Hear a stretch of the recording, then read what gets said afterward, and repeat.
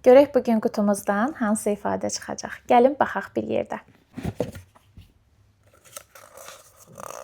Bugünkü ifadəmiz I'm new to this.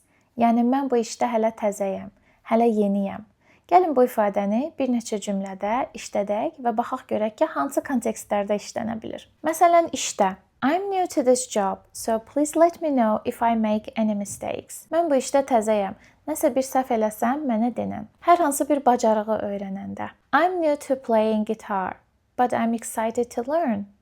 Mən gitaranı təzə öyrənirəm hələ, amma mənə çox maraqlıdır, həyəcan vericidir. Hansısa bir qrupa ya da icmaya yeni qoşulanda. I'm new to this club and looking forward to meeting everyone. Bu klubda yeniyəm və hər kəslə tanış olmaq üçün səbirsizlənirəm. İdmanda ya da ki yoqada. I'm new to yoga, so I'm still learning new poses. Mən yoqada yeniyəm, ona görə də pozisiyaları hələ təzə öyrənirəm. Hər hansı bir hobbiyə başlayanda. I'm new to painting, but I love experimenting with the colors. Mən rəsm çəkməkdə yeniyəm, amma rənglərlə eksperiment eləməyi sevirəm.